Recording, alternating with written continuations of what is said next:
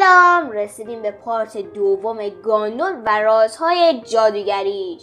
اول از همه خیلی سریع بریم یه تریلر اختصاصی که براتون مثل همیشه درست کردم ببینیم، بعدش بریم برای ادامهش.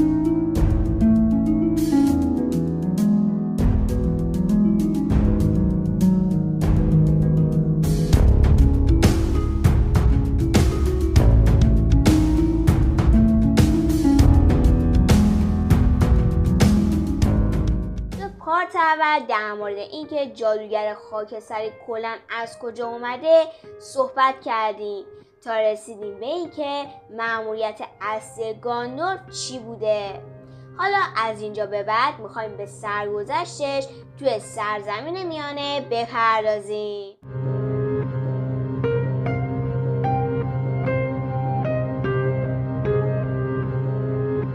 وقتی که گاندالف و دیگر جادوگران ایثار برای اولین بار با سیردان در لنگرگاه‌های خاکستری ملاقات کردند، ارباب علم بلافاصله متوجه چیزی میشه، اینکه این جادوگر با ظاهر نچندان باشکوهش در واقع قراره نقش مهمی در جنگ با ساورون بازی کنه که باعث میشه حلقه‌ای به عنوان هدیه به گاندالف داده بشه، حلقه‌ای به نام ناریا یا حلقه سرخ که به کمک گاندالف میاد و باعث حس شجاعت میشد. گاندالف هدیه را قبول میکنه و حتی از چشم بقیه جادوگرا مخفی نگهش میداره، ولی این باعث میشه که سارومان بهش حسادت کنه. حتی به گفته تالکین باعث میشه که دوستی بین سارومان و گاندالف از بین بره.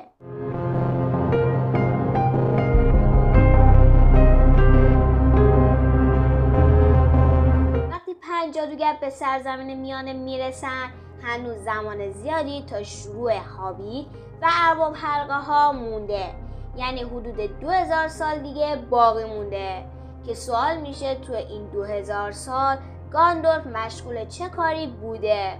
اما باید بگم که متاسفانه توی این مدت خیلی کم در مورد گاندالف گفته شده، ولی خوشبختانه در کتاب داستان‌های ناتمام تالکین در حد خیلی کم به این سوال پاسخ داده. اون نوشته که احتمالاً تو این مدت گاندالف با قیافه‌های گوناگون در حال گشت و گذار در گوشه و کنار سرزمین میانه بوده. جادوگر عاقل ما خودشو درگیر این اتفاقات نکرده و تنها وقت خودشو به مطالعه روی انسان‌ها و الفا کرده که تو اون دوران زندگی میکردن. به طور کلی گاندالف آروم و قرار نداشته و همش توی گشت و گذار توی غرب سرزمین میانه میکرده، برعکس بقیه جادوگرها و ایثارها. مثلا راداگاست توی خونش توی کناره‌های میرک‌وود ساکن میشه، یا مثلا سارومان هم توی آیزنگارد. جادوگرای آبی هم کلا معلوم نیست چی کار میکردن. در کل بهش لقب سرگردان خاکستری یا ظاهر خاکستری رو داده بودن.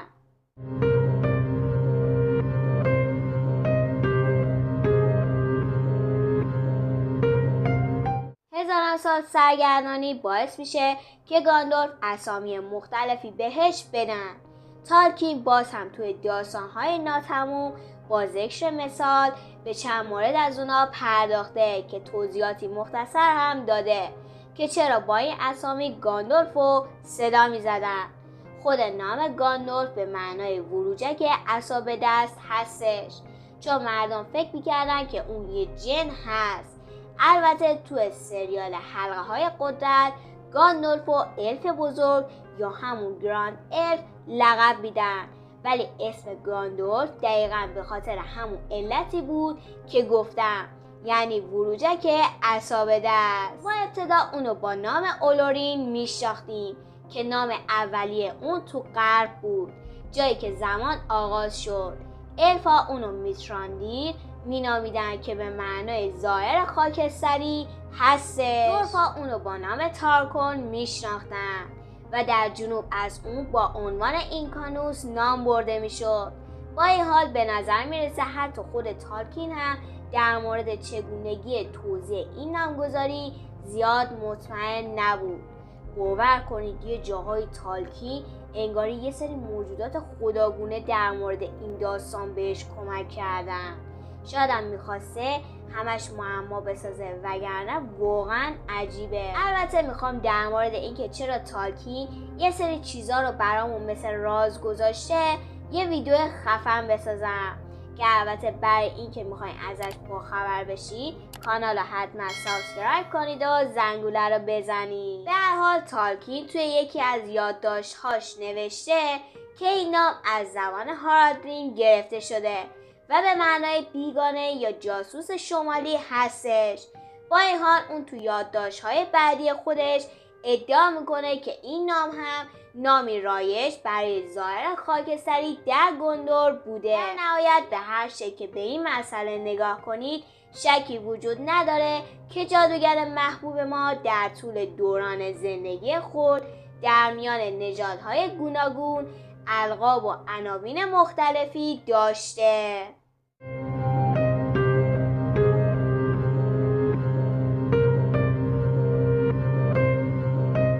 یکی دیگه از نکات مهم زندگی گاندالف دوستی خیلی قدیمیش با هابیتاست. اون بارها در طول زمان و بر اساس نیاز به هابیتا کمک میکنه، به طوری که به صورت خاص در کتاب بازگشت پادشاه به یکی از این موارد اشاره میشه که مربوط به زمستان طولانی و سخت تو سال 2758 هستش. گاندالف هر زمان که بتونه به شایر میرفته و مردم رو سرگرم میکرده. البته در کنار اون شهرت بدی هم بین ساکنان این جامعه آرام برای خودش دست و پا کرده بود، چون داستانهای اون از دید بسیاری از هابیت‌های آرام همون چیزیه که دختران و پسران ساکت اونا رو وادار میکرد برای ماجراجویی‌های دیوانه‌وار از امنیت محل زندگی خودشون فرار کنن. حداقل این همون چیزیه که بیلبو زمان روبرو شدن با گاندالف که جلوی در خونش ایستاده و حلقه های دود درست میکنه بهش میگه.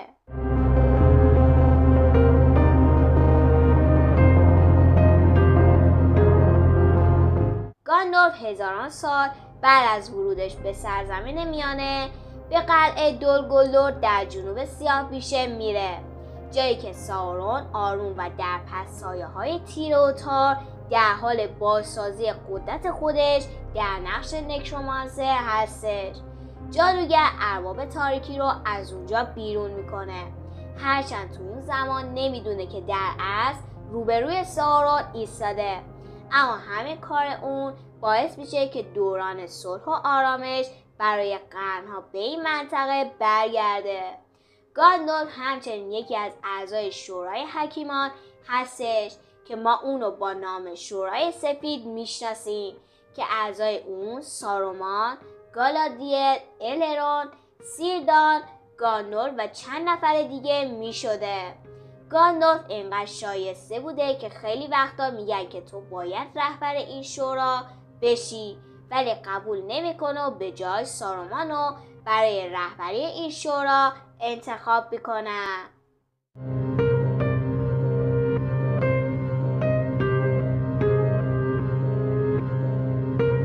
کم کم در حال رسیدن به نقطه شروع اتفاقاتی هستیم که در سگان هابیت رخ داد.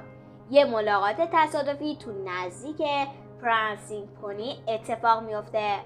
برای همین بد نیست دوباره سری به کتاب داستان‌های ناتمام بزنید. طبق نوشته تالکین، گاندالف در حال حرکت به سمت شایر برای گذراندن تعطیلات بوده که تو مسیر سفر خودش در مسافرخونه پونی در نزدیکی بری توقف میکنه. تو اونجا و در حالی که مشغول فکر کردن در مورد تهدیدات شیطانی هستش که سرزمین میانه رو مورد هدف قرار داده، با کسی دیدار میکنه که تاثیر مهمی تو آینده ماجراجویی های گاندالف داره.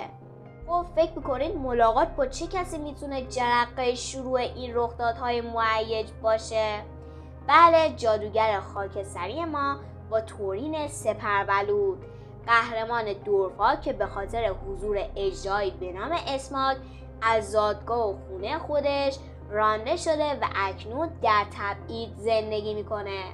اون همش به موجودی فکر میکنه که خونه کوهستانی اونو اشغال کرده و روی گنجینه بزرگ دورفا دست گذاشته.